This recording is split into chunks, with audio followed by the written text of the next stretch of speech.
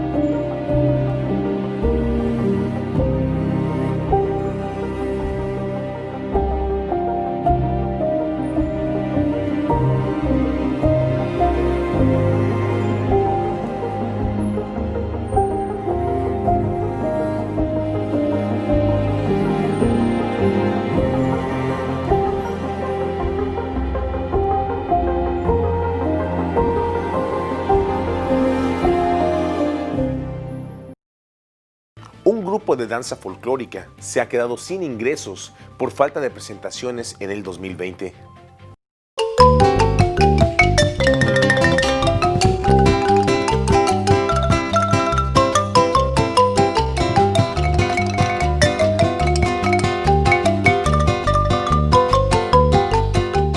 Es una fecha especial para promover la identidad de nuestro país a través de los bailes, de las tradiciones. Y en este marco de la pandemia pues estamos prácticamente encajonados. Ha sido un poquito frustrante el hecho de que se haya cancelado todo por esto de la pandemia. Nosotros hacíamos actos cívicos, íbamos a las escuelas a participar, representábamos a otros países con su folclore, pero este año no podrá ser así. Claramente se ve que vamos a tener un cambio radical aquí y no podemos hacer nada contra eso. Para nosotros significa mucho trabajo, presentaciones en centros comerciales, presentaciones en empresas, en escuelas. Es así como nosotros sostenemos las compañías del dinero que aportan los empresarios que nos contratan para los eventos. En esta ocasión pues será frustrante no tener los ingresos con los que hemos contado prácticamente en años anteriores. Me gradué hace como 2 años de licenciatura en Ciencias de la Computación y tuve que apoyarme en esto pues porque ya no podía seguir bailando donde yo tenía ingresos. Entonces yo ahora lo que hago es hago actividades en línea, ayudo a otros que están estudiando a resolver actividades que no pueden, a explicarles, que es con lo que actualmente yo estoy sosteniéndome. No solo trabajo de esto, en mi casa mantenemos una pupusería, en lo cual ha sido el ingreso durante toda esta pandemia. Entonces no me he mantenido tan quieta en ese sentido, pero sin embargo a uno le hace falta hacer lo que más ama. Empezamos a dar clases virtuales con el objetivo de generar algún poco de ingresos para nuestras casas. Entonces, para mí fue una gran alternativa y le dimos vida a este taller.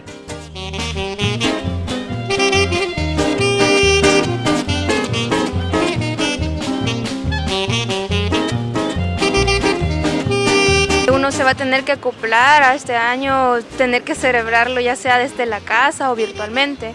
Entonces, de alguna manera uno tiene que mantener esa tradición, no podemos dejarla atrás solo por una pandemia.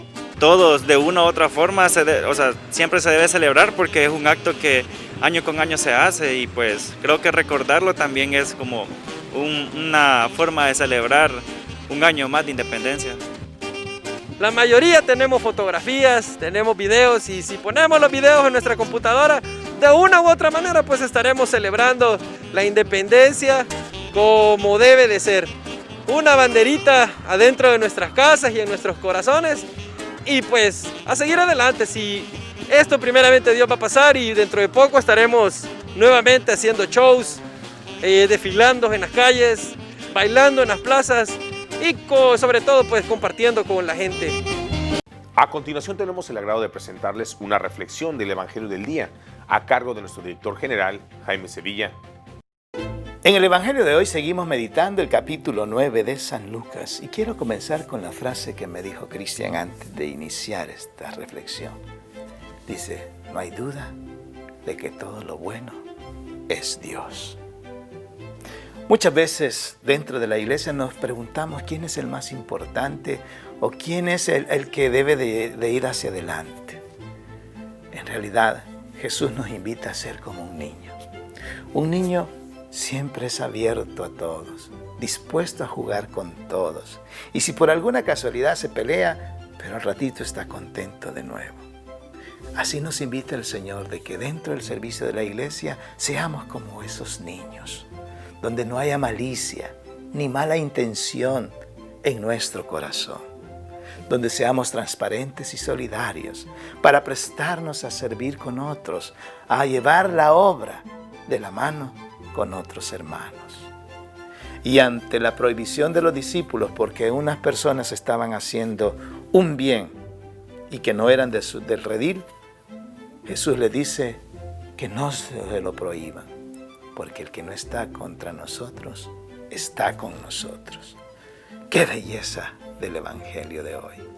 Nos abre el horizonte para acoger todo el bien que hay en las demás religiones, todo el bien que hay en aquellas personas que no son parte de la organización eclesial, sino que son personas que a su manera sirven a los demás de una forma desinteresada. Y así es, el bien que ellos hacen es el que los une a aquellos que vamos caminando en este reino de Dios. Por eso no los critiquemos, no los insultemos, no los rechacemos. Hermanos evangélicos, hermanos católicos, musulmanes, hindúes, budistas, todos aquellos que hacen el bien a los demás, es signo de la divinidad, es signo visible de que Dios está también en ellos. Señor, danos la gracia de descubrirte en todos los seres humanos, desde los diferentes credos y religiones en todo el mundo. Que así sea.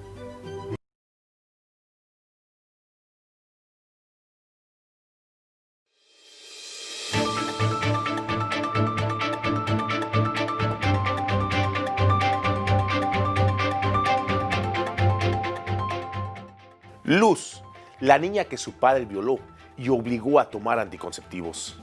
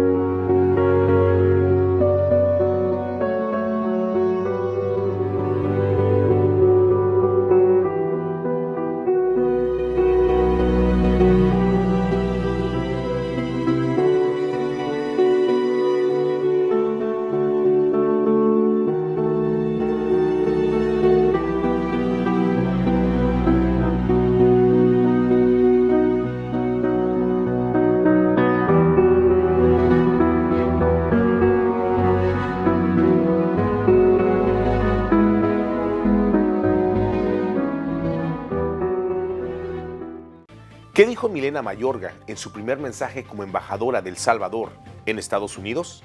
Veamos. Los planes de Dios son perfectos. Él nos pone en el tiempo y en el lugar indicado para cada momento de la historia. Y ahora me ha conferido el alto honor de representar al país en la nación más poderosa del mundo.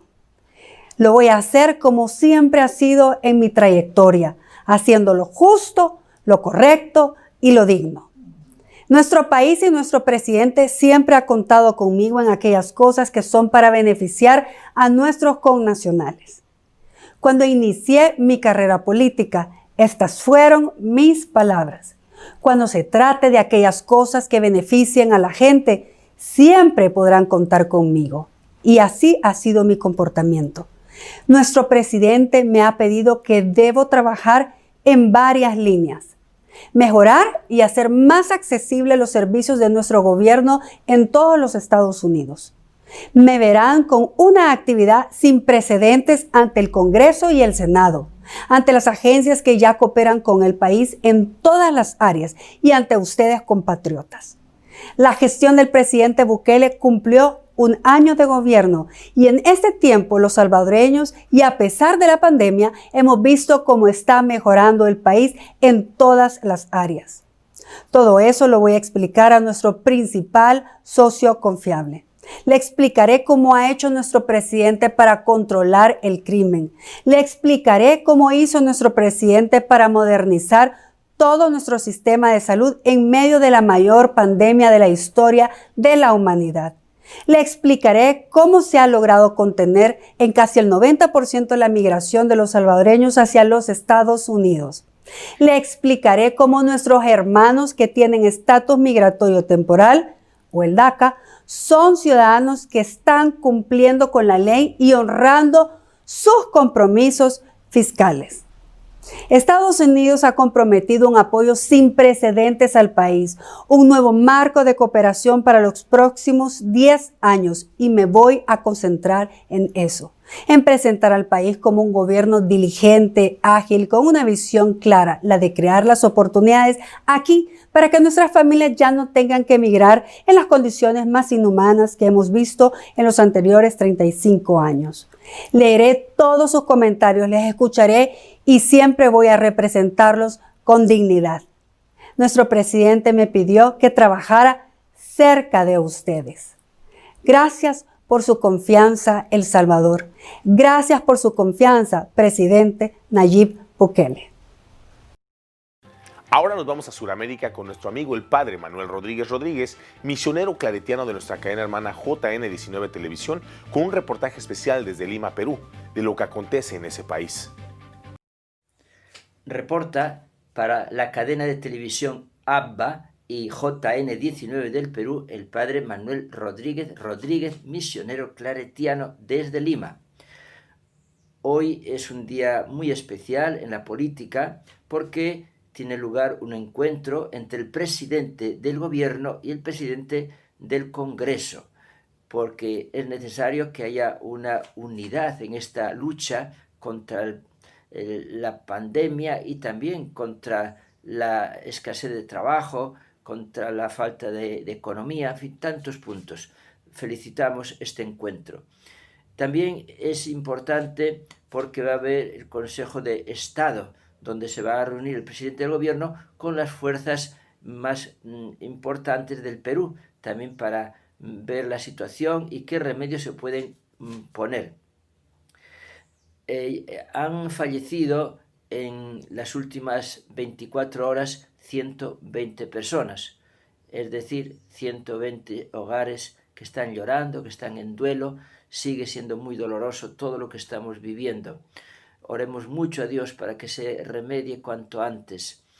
En total han fallecido 32.262 personas en todo el tiempo de la pandemia. Dentro de unos días, el día 5 de octubre, se reanudan los vuelos internacionales, pero solo con países cercanos como es Chile, Ecuador, Colombia, México y parte de Brasil.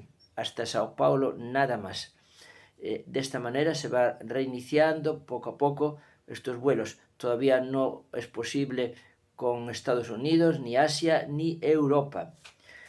Quedan 2 días para que los que se presentan para candidatos a la presidencia del gobierno en las elecciones del 11 de abril puedan presentar sus credenciales y testificar que pertenecen a un partido y que están militando en ese partido.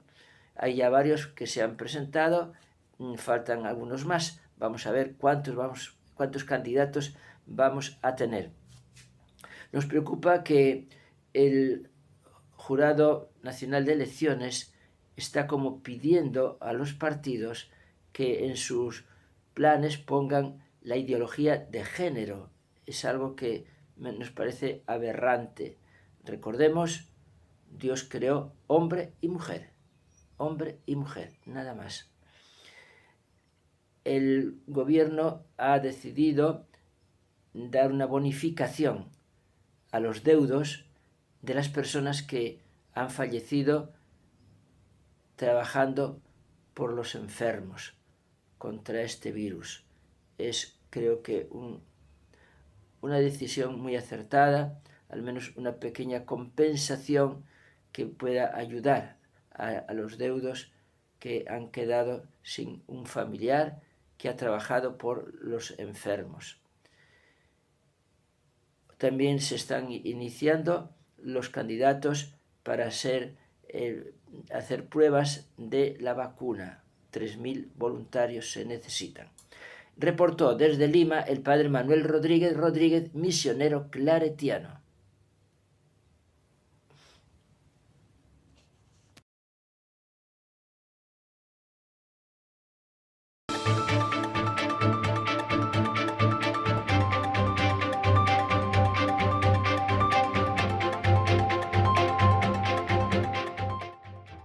Este fue el mensaje de la ONU por el Día Internacional de la Paz. The International Day of Peace is devoted to urging warring parties everywhere to lay down their weapons and work for harmony. As the COVID-19 pandemic continues to ravage the world, this call is more important than ever. That is why I appealed for a global ceasefire in March. Our world faces a common enemy, a deadly virus that is causing immense suffering, destroying livelihoods, contributing to international tensions, and exacerbating already formidable peace and security challenges. The focus of this year's International Day of Peace is shaping peace together. In that spirit, and to mark our 75th anniversary, the United Nations is bringing people together for a global conversation about shaping our future and forging peace in trying times. In these days of physical distancing, we may not be able to stand next to one another, but we must still stand together for peace. And together, I know we can and will build a more just, sustainable and equitable world. ¿Cuáles son las resistencias que encuentra un migrante al llegar a España? Respondemos en la siguiente nota. En lo referente al sentimiento antiinmigrante y a las resistencias hacia la inmigración en España, lo que hay que decir es que al principio de la crisis nuevamente se pensó que tanto el desempleo como la precariedad como los recortes en servicios sociales lo que iban a provocar es el crecimiento de la hostilidad o de las actitudes hostiles hacia la inmigración en España por parte de la población nativa y especialmente de la población trabajadora. Pues bien, todos los estudios realizados durante esta década en España, incluyendo el nuestro, lo que muestran es justamente lo contrario, es decir, que las relaciones entre población nativa y población inmigrante, sobre todo en los barrios populares, son relaciones cordiales, buenas, marcadas por una coexistencia tranquila y donde el contacto habitual y directo a la vida cotidiana es una constante. Ahora bien, dicho esto, hay que hacer dos avisos. Un primer aviso es que en estos últimos años, en el último ciclo electoral, se ha roto el consenso democrático que teníamos desde la transición en España. Un consenso que básicamente lo que hacía es que no permitía el uso de la inmigración como un arma arrojadiza en tiempos electorales. Como todos sabemos en España, este consenso se ha roto y ha habido partidos y propuestas que han utilizado la inmigración como arma electoral, señalando además a los inmigrantes como causantes de los problemas y males socioeconómicos que tenemos en el país. Y en segundo lugar, hay que avisar que existe entre la población trabajadora un fuerte malestar social que es producto de las políticas que se han hecho en los últimos años y que tiene que ver con el avance del precariado en nuestros barrios populares, y que ese malestar social en algunos casos se está intentando explicar a través de la inmigración. Esto hay que avisarlo para hacer dos cosas. Por un lado, combatir esos relatos que culpan a la inmigración de los males sociales, y por otro, generar políticas que atiendan ese malestar social y que atiendan, por tanto, a la precariedad que se vive en muchos de nuestros barrios. Hoy, 28 de septiembre, en el Santoral de la Iglesia, celebramos el Día de San Wenceslao. Conozcamos su historia.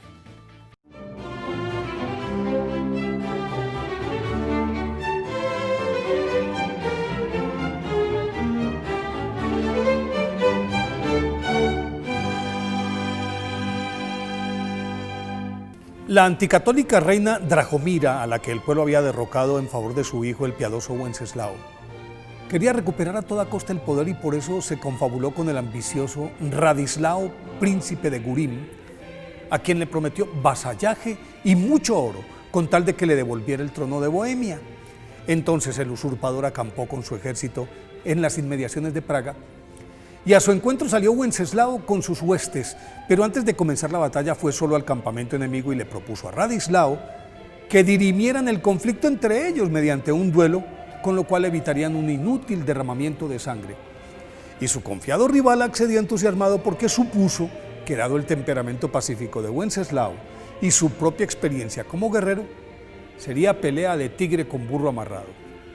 Pero se equivocó de medio a medio, pues llegado el momento entraron en liza y cuando se disponía a atacar, se quedó paralizado al ver que desde el otro lado de la palestra, envuelto en una armadura refulgente, avanzaba majestuosamente el joven rey, flanqueado por dos luminosos ángeles con espadas flamígeras, y cegado por esos resplandores, se postró de rodillas y le pidió perdón, pero Wenceslao lo levantó, lo abrazó, y sin ponerle condiciones firmaron una paz duradera, equitativa y benéfica para ambas partes. Wenceslao, nacido en el año 907 en Stokov, cerca de Praga, hijo del rey Bratislao y de su esposa Dragomira, con la aquiescencia de su padre, fue educado por su abuela Santa Ludmila en un piadoso y riguroso ambiente cristiano que giraba siempre en torno a la Eucaristía, el ayuno, las mortificaciones corporales, la devoción a la Santísima Virgen, y a pesar de su condición de príncipe heredero de Bohemia, iba todos los días descalzo, aún en invierno, a la iglesia, comulgaba junto a los pobres y con ellos compartía su mesa. Al morir su padre, su madre asumió como regente, por cuanto Wenceslao era menor de edad, y se dedicó a perseguir a los católicos, a enajenar los bienes de la iglesia y a desterrar los sacerdotes y prelados, en vista de lo cual su suegra Ludmila se opuso vehementemente y por eso fue asesinada. Ese hecho rebosó la copa del pueblo que se sublevó, la depuso y en el año 925 colocó en su lugar a Wenceslao, quien desde el principio se mostró como un gobernante magnánimo, pues aunque la alejó de la ciudad a su madre, no tomó represalias contra ella e hizo repatriar el cadáver de su abuela y lo depositó en la Catedral de Praga. Sin abandonar su vida monacal, San Wenceslao se convirtió en defensor de los oprimidos, decretó la libertad de todos los cautivos del país, transformó las cárceles en hospitales, aunque eliminó de tajo las torturas y prohibió la pena de muerte, conformó tribunales que administraban la justicia de manera ejemplar y equitativa. Una vez ordenada la casa San Wenceslao, se dedicó a fomentar las artes y las ciencias, a construir escuelas, ancianatos, hospitales, hospicios para niños abandonados, albergues para viudas y huérfanos, erigió la Catedral de San Vito en Praga y muchas otras iglesias en los pueblos de su reino, y firmó generosos acuerdos de paz con sus vecinos belicosos. Sus súbditos, para los que San Wenceslao era un santo, disfrutaron de una época de paz y prosperidad que nunca habían conocido.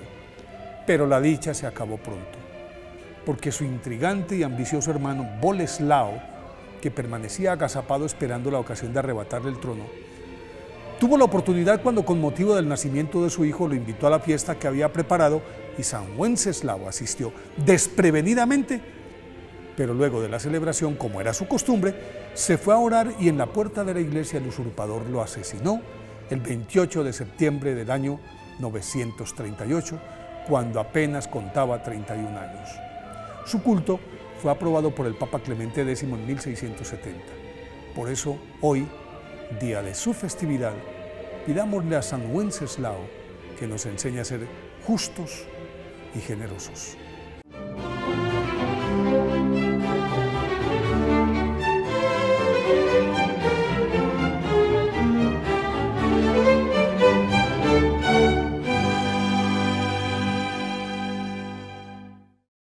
A continuación les presentamos el segmento El Minuto de San Óscar Romero.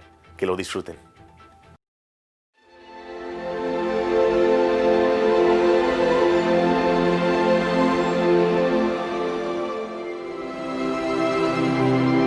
El 23 de marzo de 1980, en su última homilía dominical, Monseñor Romero hizo el llamado reconciliador a toda esa gente que tenía ese odio en sus corazones y mataba a sus mismos hermanos. Les decía: les suplico, les ruego, les ordeno en nombre de Dios, cese esta represión. De esta forma, la voz del profeta se levanta. La voz del profeta quiere acompañar en un grito desesperado a ese pueblo sufriente, para que la gracia de Dios, operante en cada bautizado de ese momento y de nuestro tiempo, pueda germinar y dar esos frutos de paz y de respeto. Y para el final de nuestro noticiero le queremos dar la cordial bienvenida al vicepresidente de la República de El Salvador, el doctor Félix Ulloa, que nos acompaña esta semana en casa. Sin las nuevas tecnologías no hubiera sido posible que Nayib Bukele fuera electo presidente, porque todo el sistema conspiró en contra de su candidatura, desde las instituciones electorales, judiciales, hasta el sistema político, los poderes fácticos, los medios de comunicación.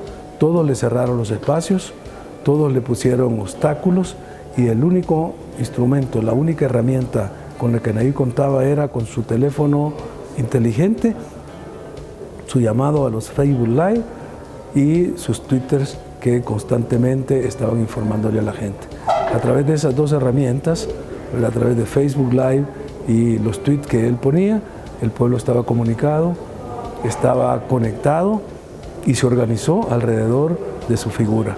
Así que creo que el primer experimento exitoso de la efectividad de las redes sociales es en el caso de El Salvador, porque no se usó en ningún momento en ningún medio tradicional, ni televisión, ni prensa escrita. Fueron puras redes sociales en las que se hizo toda la campaña.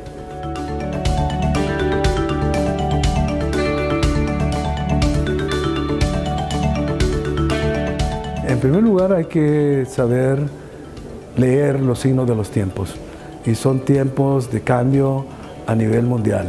El agotamiento de las viejas formas de hacer política ha llevado a que en distintos países, tanto democracias consolidadas como democracias emergentes, el sistema de partidos tradicional dé lugar a que surjan fuerzas alternativas. El Salvador no fue la excepción. Los dos partidos que administraron los últimos 30 años la política en El Salvador después de la guerra civil, la posguerra fue administrada 20 años por un partido de derecha, el Partido Arena, y 10 años por un partido de izquierda, que era el partido FMLN.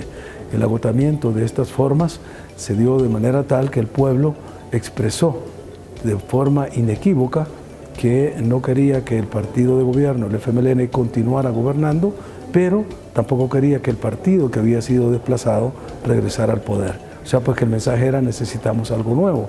Y ahí es donde surgen liderazgos que saben leer e interpretar esos signos de los tiempos. Y Nayib Bukele, que es un joven millennial, 37 años, que había tenido ya experiencia partidaria, porque no es un outsider, es un hombre que viene de las filas de un partido, del partido de izquierda, del FMLN, formó su propio movimiento que se llamó Nuevas Ideas, que posteriormente se transformó en partido político. Nayib Bukele gana las elecciones en una forma aplastante, más de un 53% del electorado expresándose a su favor, y ahora se apresta a gobernar bajo un esquema diferente, es decir, gobernar con el pueblo, gobernar para el pueblo y de hacerlo de manera transparente y eficiente. Y eso es lo que está contemplado en el plan de gobierno que se llama Plan Cuscatlán.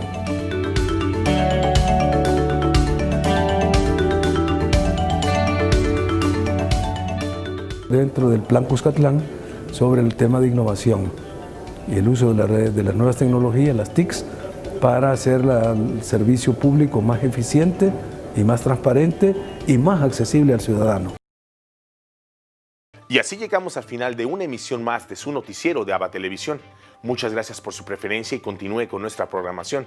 Los invitamos a sintonizarnos los 7 días de la semana en vivo por www.abatvn.com, por Canal 75 de Guatemala por Multivisión, en las plataformas digitales de Roku TV y Amazon Fire, así como en nuestras cadenas hermanas y, como siempre, en nuestras redes sociales. Ahí nos vemos y que Dios les bendiga.